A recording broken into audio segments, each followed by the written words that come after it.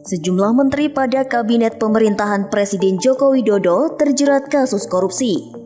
Yang terbaru adalah Menteri Komunikasi dan Informatika Johnny G. Plate yang ditetapkan sebagai tersangka dugaan korupsi oleh penyidik Jaksa Agung Muda Bidang Tindak Pidana Khusus Kejaksaan Agung. Praktis, nama Johnny pun memperpanjang daftar menteri di kabinet Jokowi yang terseret kasus dugaan korupsi di negeri ini.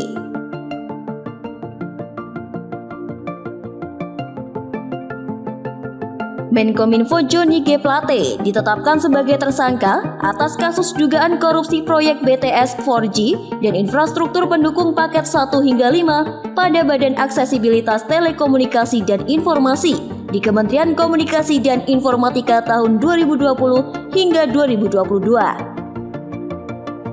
Sebelum ditetapkan sebagai tersangka, Johnny dan adiknya Gregorius Alex Plate sempat 2 kali diperiksa sebagai saksi terkait kasus tersebut.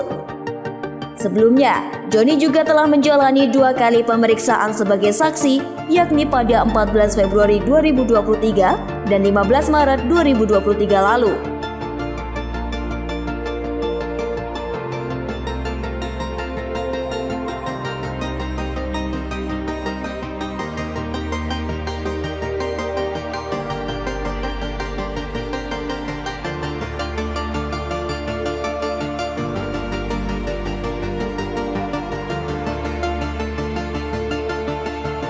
Sebelumnya, mantan Menteri Sosial Idrus Marham juga terjerat kasus suap sebesar 500 juta rupiah yang merupakan bagian dari komitmen fee 2,5% dari nilai proyek kontrak kerjasama pembangunan PLTU Riau I di Provinsi Riau. Fee tersebut diberikan oleh Johannes Budi Sutrisno Koco yang merupakan pemegang saham Black Gold Natural Resources Limited. Setelah menjadi tersangka, Idrus langsung mengakui perbuatannya dan menghadap Presiden Jokowi untuk mengundurkan diri dari jabatannya sebagai menteri.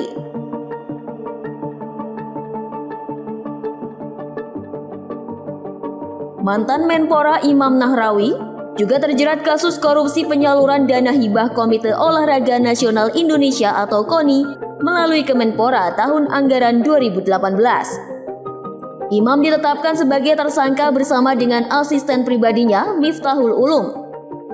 Imam disebut telah menerima suap sebanyak 14 miliar 700 juta rupiah melalui asisten pribadinya dalam rentang waktu 2014 hingga 2018. Selain itu, Imam juga diduga meminta uang senilai 11 miliar rupiah lebih dalam rentang waktu 2016 hingga 2018.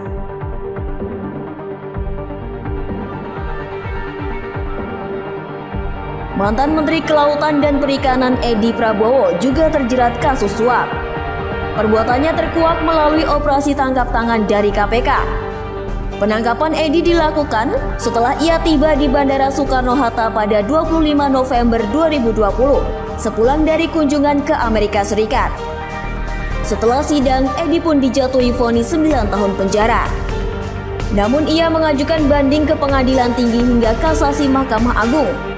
MA kemudian memangkas vonis Edi dari 9 tahun penjara menjadi 5 tahun penjara.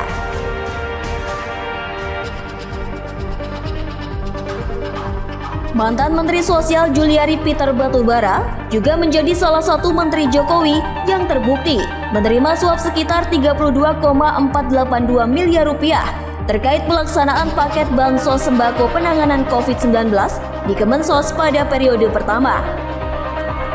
Dalam kasus tersebut, majelis hakim menjatuhkan vonis 12 tahun penjara kepada Juliari. Selain itu, Juliari juga dijatuhkan hukuman pencabutan hak politik. Namun sejumlah pihak menilai hukuman Juliari terlampau ringan, apalagi perbuatannya dilakukan di tengah pandemi COVID-19.